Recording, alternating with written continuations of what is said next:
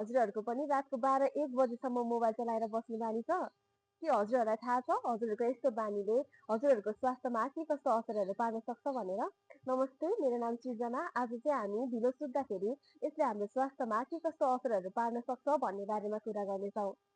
लाई सुन्दाखेरि अचम्म लाग्न सक्छ तर हामी सुतिराखेको समयमा पनि हाम्रो इम्युनिटी सिस्टमले चाहिँ एउटा प्रोटिन रिलिज गर्छ जुन प्रोटिनले चाहिँ हामीलाई रोगसँग लड्ने क्षमता प्रदान गर्छ त्यसै सङ्क्रमणहरूबाट चाहिँ बचाउने काम गर्दछ तर हामी जब ढिलो सुत्छौँ अथवा हामी कम सुत्छौँ यो प्रोटिनको लेभल पनि घटेर गएको हुन्छ जसको कारणले गर्दाखेरि चाहिँ हामीलाई सजिलैसँग बिरामीहरू पर्ने रोगहरू लाग्ने सङ्क्रमणहरू हुने चाहिँ हुने गर्दछ।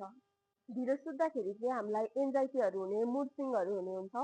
ढिलो सुत्दाखेरि चाहिँ हाम्रो बडीमा तनाव बढाउने हर्मोन जसलाई चाहिँ हामी कर्टिसोल हर्मोन भन्छौँ कर्टिसोल हर्मोनको लेभल चाहिँ बढेर गएको हुन्छ जसको कारणले गर्दाखेरि चाहिँ हामीलाई मुड स्विङहरू हुने चिडचिडापन हुने त्यसै गरेर छिट्टै रिसाउने बानीहरू चाहिँ डेभलप हुँदै जाने हुन्छ।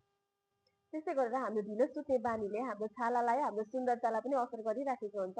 जब हामी ढिलो सुत्छौँ त्यतिखेर चाहिँ के हुन्छ भने हाम्रो छालालाई कसिलो राख्ने जसलाई चाहिँ हामी कोलाजेन भनेर चिन्छौँ कोलाजेनको लेभल पनि अलिकति घटेर गएको हुन्छ जसको कारणले आँखाको तल चाहिँ डार्क सर्कलहरू देखा पर्ने त्यसै गरेर छालाको कसिलोपनाहरू पनि घटेर जाने हुन्छ।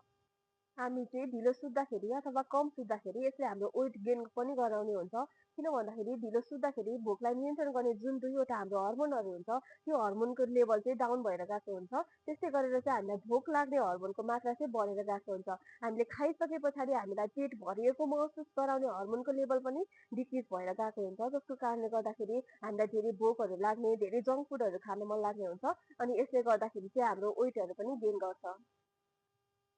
जब हामी ढिलो सुत्छौँ यो बानीले चाहिँ हाम्रो मुटुलाई पनि असर गर्छ।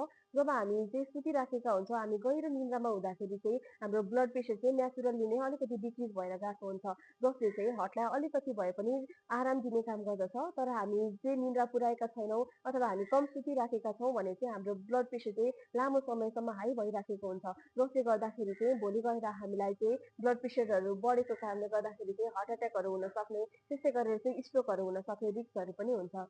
त्यसै गरेर हाम्रो अर्को ढिलो सुत्ने बानीले हाम्रो छालालाई पनि असर गरिराखेको हुन्छ। जब हामी लामो समयसम्म अनिद्रा बस्छौँ अथवा हामीले चाहिँ धेरै समय हामी जति सुत्नुपर्ने त्यति चाहिँ सुतिराखेका हुँदैनौँ भने चाहिँ हाम्रो छालालाई कसिलो राख्ने जसलाई चाहिँ हामी कोलाजेन भनेर चिन्छौँ कोलाजेनको लेभल पनि घटेर गएको हुन्छ जसको कारणले गर्दाखेरि चाहिँ हामीलाई डार्क सर्कलहरू देखा पर्ने त्यसै गरेर छालाको कसिलोपनहरू चाहिँ बिस्तारै घट्दै गइरहेको पनि हुन्छ।